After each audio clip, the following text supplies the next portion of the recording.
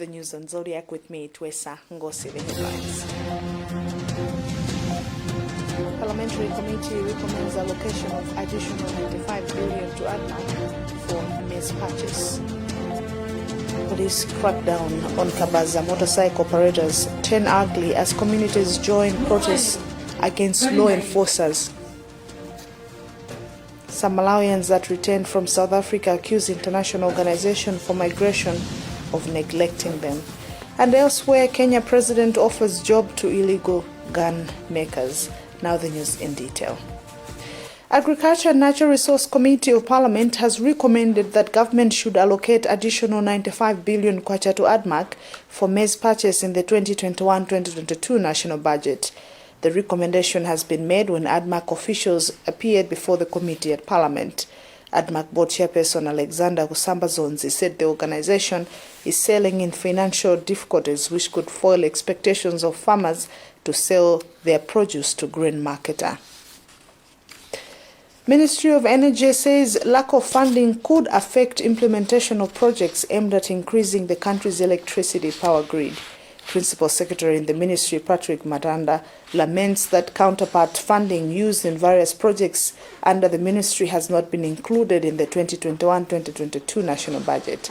Matanda cites the Mpatamanga hydro plant project as an example, which once completed would add 350 megawatts to the national grid. Protests by disgruntled motorcycle taxi operators in Lilongwe turned ugly in Area 36 along M1 Road as police started firing tear gas to quell the situation.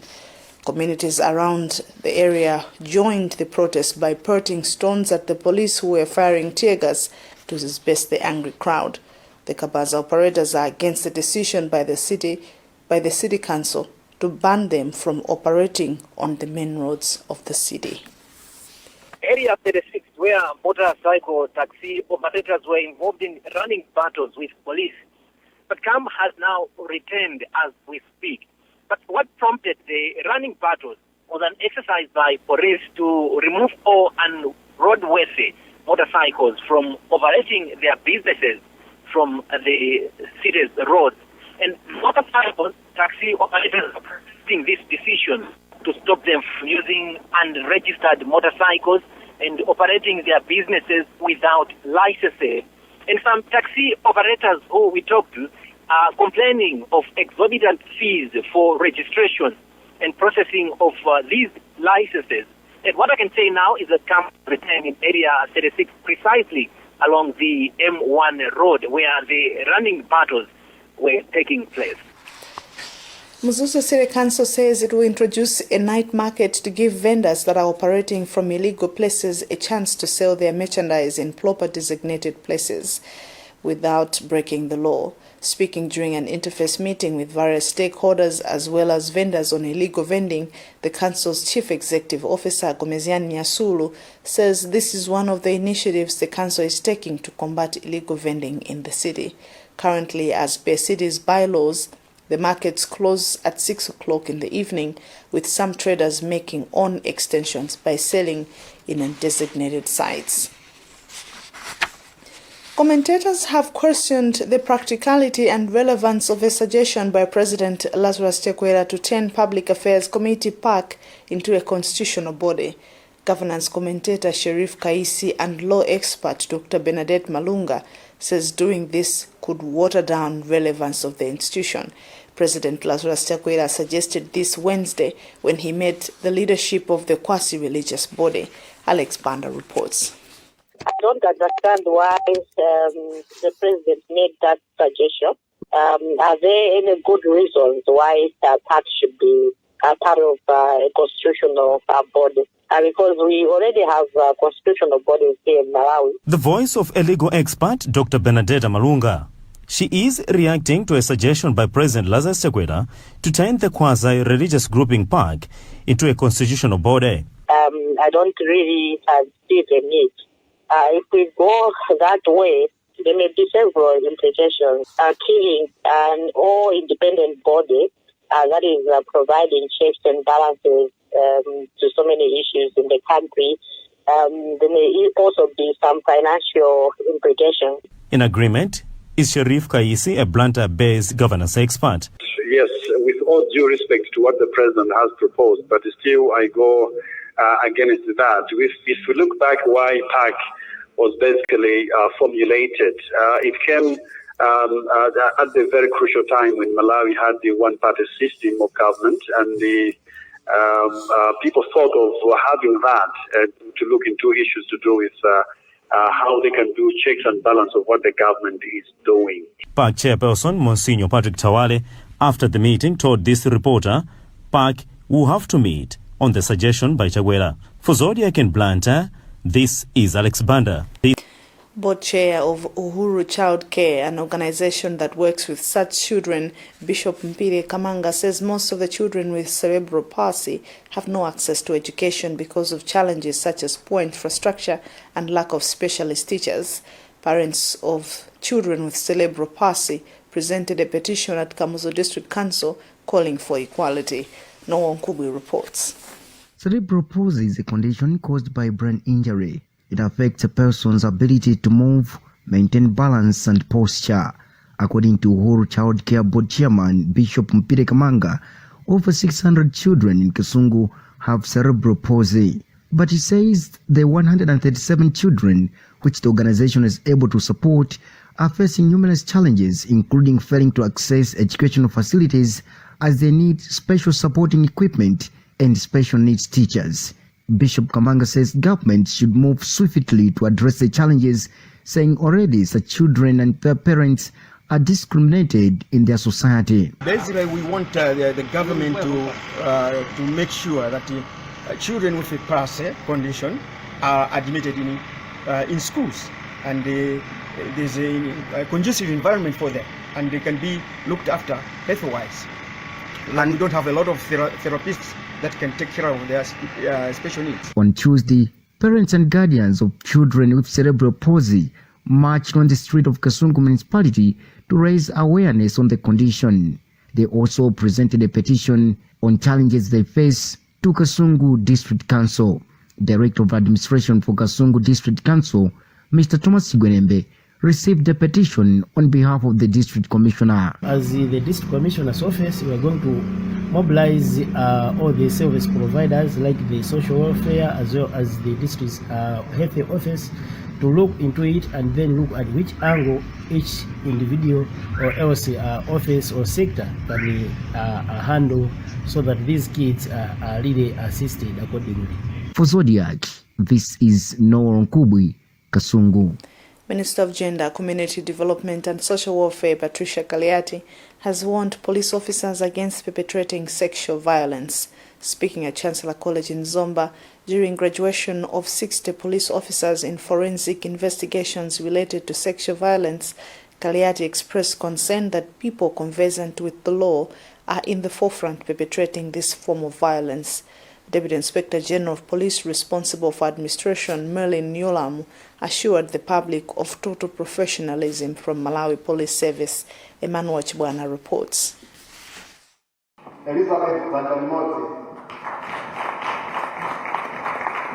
60 police officers are now equipped with various skills to scientifically solve rape and defilement jigsaw puzzles. Minister responsible for gender, community development and social welfare, Patricia Kaliati, while presiding over the graduation ceremony, cited several instances where perpetrators of sexual violence were found not guilty in court due to lack of incriminating evidence. The training which the officers have been taken through for the 14 weeks is going to help us, especially supporting even the judiciary, how to take the cases of defilement and rape and the GBVs, and even to trust the perpetrators if they've done a toddler who cannot even speak or even identify. So this is one of this kind. She recounted an incident that occurred in Lilongwe, where a 2-year-old baby girl had her genital parts reshaped due to defilement. The baby girl could not identify the defiler, and the suspect was acquitted. The 21-week training, according to Kaliati, will bring such matters to an end, but she had a warning to men in uniform. Yeah, you know, sometimes when you are in the boat, you don't feel like you can be drawn and you take all those chances as if you're on top of water, on top of everything. That's why we were even advising the officers to say, please, you should not even cover anybody else. You've been trained, whether your fellow officers either against the law, let them take them head on and even prosecute them. The same with even the High Court judges. They've got to leave anybody behind. We have the equipment that we can even testify and we can even have information out of it. Deputy Inspector General of Police, responsible for administration, Melini Yolamu, pledged to do the needful in the quest of eradicating forms of violence against girls and women. These investigators and prosecutors are going to assist the Malawi Police Service in arresting the actual perpetrators of the case and connecting them to the offenses that they have committed. The training was supported by European Union and UNDP under Spotlight Initiative. For ZBS in Zomba, this is Emmanuel Chibwana. You're watching the news here on Zodiak. We'll be back with more after this.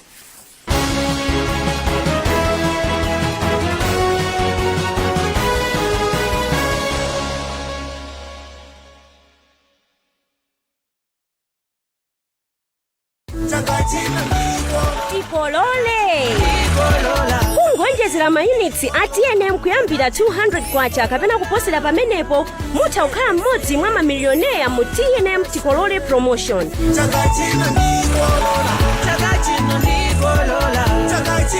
Koma mukaonjezera mayunits ndi 100 kwacha kapena kuposerapo mudzilandira mabonus oyimbira foni, SMS kapena data pompo. TNM, always with you.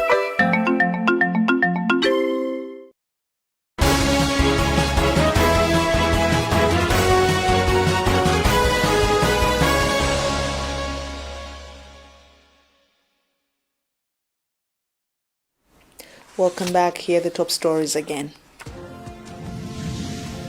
Parliamentary Committee recommends allocation of additional 95 billion to ADMAC for maize purchase. Police crackdown on Kabaza motorcycle operators turn ugly as communities join protests against law enforcers. Some Malawians that returned from South Africa accuse the International Organization for Migration of neglecting them. And elsewhere, Kenya president offers job to illegal gun makers. Moving on with the news, more than 200 Malawian returnees from South Africa have accused the International Organization for Migration, IOM, of failing to fulfill its promise of providing them with financial capital to rebuild their lives back home. Some of the returnees we have spoken to say that they are struggling to survive since arrival in February this year. IOM Chief of Mission Mpilo Mkomo says reintegration assistance towards economic empowerment is provided depending on availability of funds. Christopher Sande reports. The International Organization for Migration, IOM, in collaboration with the government of Malawi, facilitated the return of 232 Malawian migrants from South Africa. Isaac Nota from Chikwawa and Yusuf Kasim from Dedza are claiming that the organization promised to provide them with financial support to restart life back home. The two are among the returnees who fled economic hardships from South Africa owing to COVID-19. The returnees are accusing the organization of failing to implement the reintegration economic empowerment program it promised. They are now complaining that they are struggling to make ends meet. After arriving at Kamuzu International Airport from Cape Town, we were each given 127,000 kwacha for transport, considering that others were going to far districts like Zomba, Blantyre and Nzuzu. We were brought here because we were facing some difficulties with our staying in Cape Town. So they asked us to wait for 3 months so as to be supported with some financial support for business, but to no avail.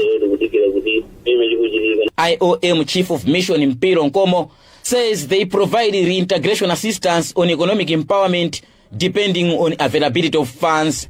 Mkomo says the organization provided vocational skills to some of the returnees in Nkhotakota and Mangochi, the IOM chief of mission, however, complained that sometimes the migrants give false personal contacts, which makes it difficult to follow up their cases.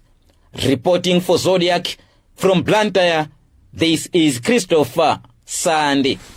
In entertainment news, Impact Event says this year's Sun Festival will be held on from the 1st to 3rd October at Sunbird Nkopola in Mangochi. The event's lead coordinator, Peter Nkwachi Mhango, says they have moved the event from late October, considering the very unforgiving weather conditions at the end of October and early November. Mhango says names of performing artists will be announced later. He explains. We are going to hold the festival in Mangochi in Nkopola, and we want people to have enough time to prepare for that switch. And the reason for moving are also very, very important that people must understand. In terms of preparedness, in as far as we have secured the venue and the venue has been mapped using what we call a festival map, then everything literally just falls into place. So we are on track. We've done the venue. In 2 weeks' time, we announce the price of the ticket and the outlets and the platforms people can buy from. Then from there on, we dive deep into starting to do issues of the lineup, the artists that are coming, and also the local artists coming to perform. Then the festival dives down into promotion and accommodating as many partners as possible to benefit from the festival. Because at the end of the day, the festival is not just about people performing on stage. Like I've said so many times, I've seen people come to the festival and they've really not gone to the main stage to watch anything. It's just about the ambience we create. So allow people to form groups, travel to the festival, enjoy, and create an experience we'll never forget. We have managed to escape the harsh weather of end of October. So people should expect a very seamless festival. And also we have changed the setup of the festival a little bit. We appreciate that at Nkopola, the main arena of the festival doesn't have trees as it were at Sunbed Livingstonia. So we've accommodated some tricks to make sure that people are still not directly under the sun, but also enjoying the festival. So the setup of the festival has changed a little bit. Further, I think it's a special year, to be honest. We seem to be coming out of a very, very bad 2 years of COVID. And then we are also appreciating or recognizing people that have grown with us as a festival. This is our 11th edition. So we want to make it merry for many people. So it's going to have a very, very different approach in terms of how people are going to feel it, the ambience. And like I've said, in 2 weeks' time, we are announcing a very exciting deal. Now we turn into sports.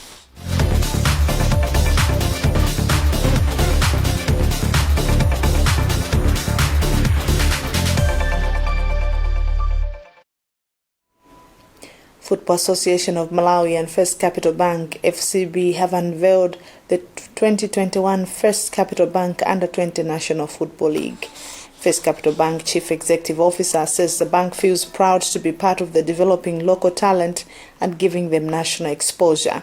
FAM President Walter Nyamilandu says he's delighted that the bank has continued to sponsor the league for the past 11 years. The two sides have also sealed a deal which will see FAM managing the league and unveiled a leprechaun jersey to be used for this season, which will run from the 29th of June to 2nd December this year. Staying on sports, Youth and Sports Minister Ulemun Songama took to task contractor of the Neno Integrated Youth Center, Mangalasi Construction Company, for delays in completing the project. The minister, who toured the construction site on Wednesday, says there is need for contractors undertaking government projects to furnish government with real information, saying the tendency of pleasing is compromising works. But site engineer Wellington Madimbo says the Neno Road condition and rains posed a challenge in delivering materials to the site, hence being behind the schedule.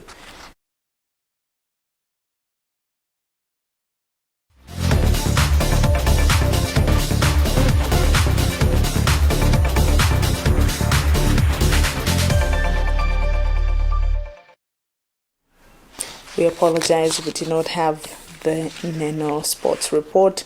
And finally, across the borders, Kenya's President Uhuru Kenyatta has asked those making illegal guns to join a new firearm factory in the country. He said the majority of illegal arms recovered by the country's security agencies had been manufactured locally, the president offered the makers of the weapons a steady job to grow the economy and help keep the country safe.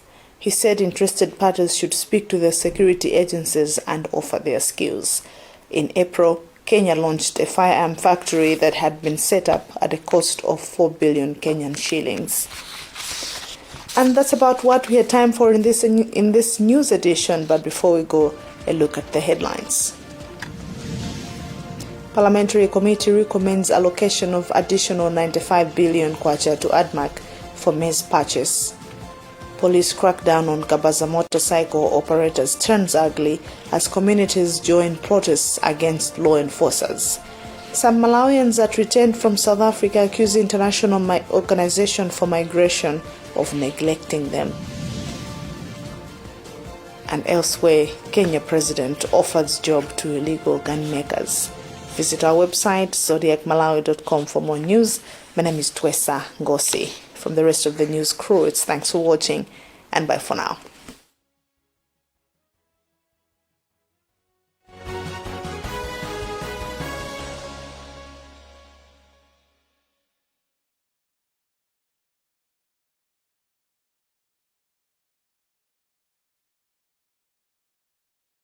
At Access, we believe that